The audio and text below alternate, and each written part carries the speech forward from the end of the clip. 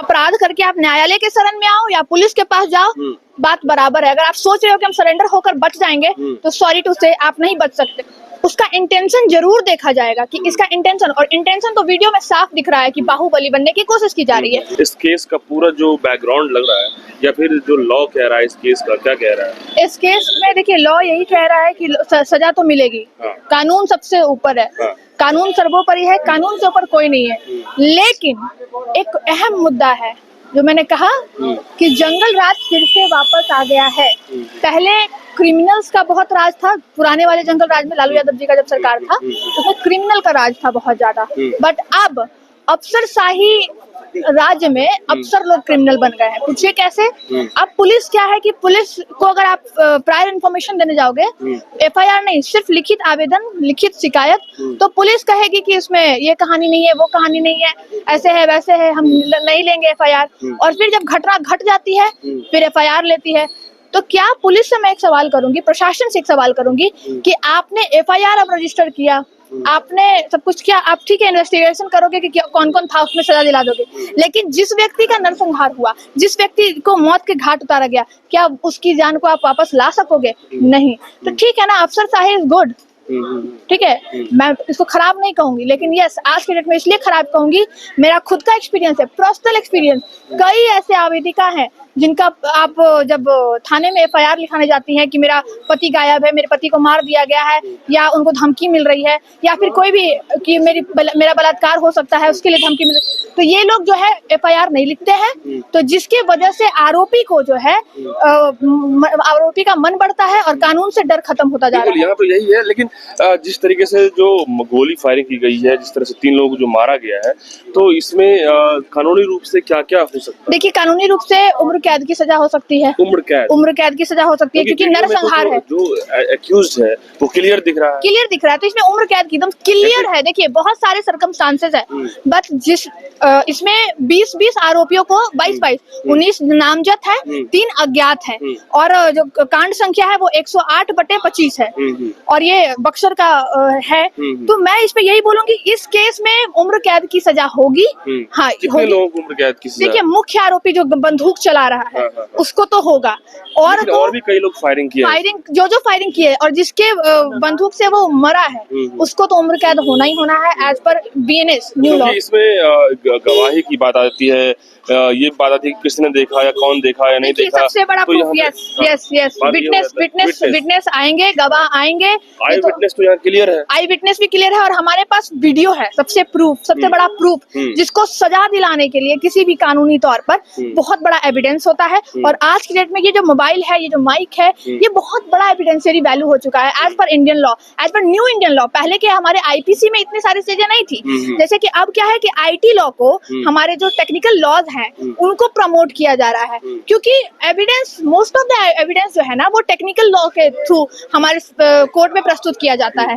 तो उसमें प्रस्तुत किया जाएगा, जो वीडियोज है उसके जिक्र हैं, और वीडियो तो मैं और आप पूरी जनता देख रही है, और नरसंहार करते हुए वीडियो वायरल होना। उसके बाद कुछ लोग जो डिफेंस के बचाने वाले जो लोग हैं वो कह रहे हैं कि एआई जनरेट हो सकता है। नहीं, बिल्कुल नहीं। हाँ, ये एआई जनरेटेड वीडियो नहीं, छुप के बनाई है वीडियो, जो बहुत दूर से बनाई बिल्कुल, और वो रो रही है, एंड में जो वीडियो आप देखेंगे रो रही है।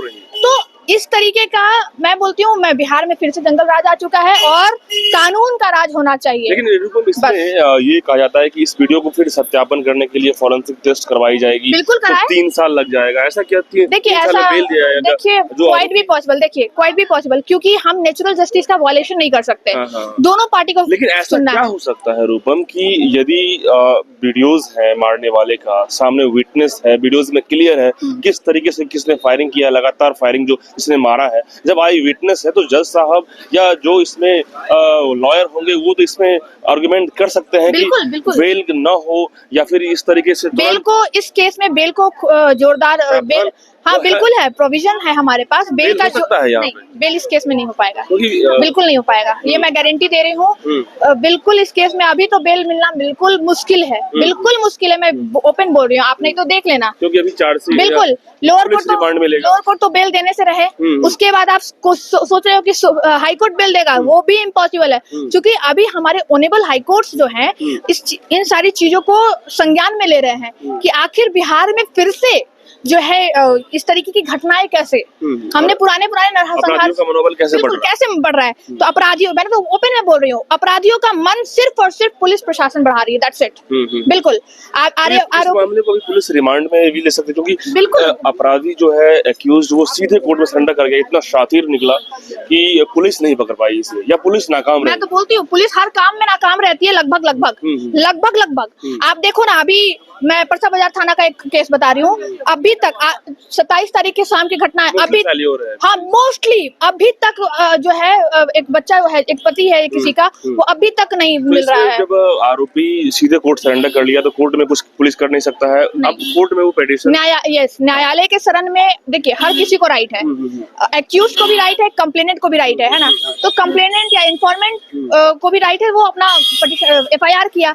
अब जो डिफेंस ले रहे हैं, डिफेंडेंट हो या फिर एक्यूज्ड हो, वो अपना राइट रख सकते हैं। पुलिस तो पूछताछ अभी तक कर नहीं पाई, आखिर क्या देखिए सब अब क्योंकि वो सरेंडर किए हैं, न्यायालय के शरण में डायरेक्ट आए हैं, तो न्यायालय के शरण में देखिए, अगर अपराध करके आप न्यायालय के शरण में आओ या पुलिस के पास जाओ, बात बराबर है। अगर आप सोच रहे हो कि हम सरेंडर होकर बच जाएंगे, तो सॉरी टू से आप नहीं बच सकते, क्योंकि कोर्ट हर चीज को समझती है। लेकिन अपराधी के मंसूबे तो यही है कि यदि हम कोर्ट में सरेंडर कर लेते हैं तो हो सकता है कि हम यहाँ पर बचने का पूरा चांस नहीं, बिल्कुल नहीं। आरोप आप कहीं करो, आप सरेंडर कहीं करो, पुलिस में करो, इधर कोर्ट में करो, बट आपने जो क्राइम किया है उसका अकाउंटेबिलिटी सेम होगा।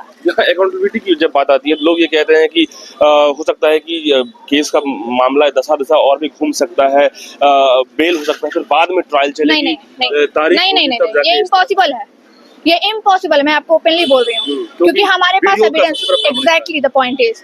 और जो व्यक्ति है, जो इन्फॉर्मेंट है, उनके रिलेटिव्स, उनके पिताजी और उनके चाचा वगैरह जो है ऑन स्पॉट डेथ कर चुके हैं। 3 लोग की जान बची है, और उसमें एक, मैं तो वीडियो भी देख रही हूँ, वीडियो में एक जो है डेथ कर चुके हैं। तो और उस तरीके से बंदूक दिन दहाड़े, हाँ स्पॉट डेथ हुई, और दिन दहाड़े गन चलाना। बंदूक यदि मिल जाएगा, यदि अपराधी खुद कबूल करता है यदि हमने गोली मारा है, उसका बंदूक यदि जांच की जाएगी, तब जाके क्लियर हो। थोड़ा अकाउंटेबिलिटी, थोड़ा सा एक्यूज को राहत तो मिल जाता है थोड़ा सा, बट उसका इंटेंशन जरूर देखा जाएगा कि इसका इंटेंशन, और इंटेंशन तो वीडियो में साफ दिख रहा है कि बाहुबली बनने की कोशिश की जा रही है। और बिहार का तो पुराना इतिहास रहा है।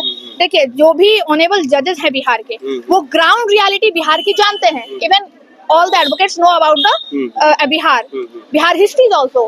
तो हम उसको डिनाई नहीं कर सकते, और ना जनता डिनाई कर सकती है। तो अगर हम इसको डिनाई नहीं कर सकते, तो ऑनेबल जस्टिस हो, ऑनेबल जजेस हो लोअर कोर्ट के या पटना हाई कोर्ट के, ग्राउंड रियलिटी उनको पता है, और वीडियो एकदम प्रमाणित करता है कि ये बाहुबली बन रहे हैं। तो ये आप कितना भी खुद को सरेंडर कर दो, कितना भी आप वो कर दो, मतलब अपराधी यहाँ पे कितना भी शातिर बन जाए तो बचने वाला नहीं। बिल्कुल नहीं। सजा तो जो भी प्रावधान होंगे उसके अंदर सजा होना। बिल्कुल। मुख्य आरोपी को, बाकी को अभी बाकी का भी कहना बहुत मुश्किल है, लेकिन हाँ मुख्य आरोपी एग्जैक्टली बिल्कुल। देखिए, इस अहियापुर बक्सर कांड के बारे में लगातार हमने तफ्तीश करी है, लगातार जांच, और लगातार जुडिशली तरीके से जुडिशल मजिस्ट्रेट के क्या करेंगे, कोर्ट क्या करेगा, तमाम सारे मुद्दे पे बात कर रहे हैं। इससे डेफिनेटली बहुत सारी चीजें निकल के आ रही है जो हम बता रहे हैं आपको, और ऐसे में आप समझ लीजिए कि अपराधी कितना भी शातिर हो जाए, बचना अब जो है बहुत मुश्किल है। आप तमाम लोग क्या सोचते हैं, कमेंट बॉक्स में बताइए। बहुत धन्यवाद।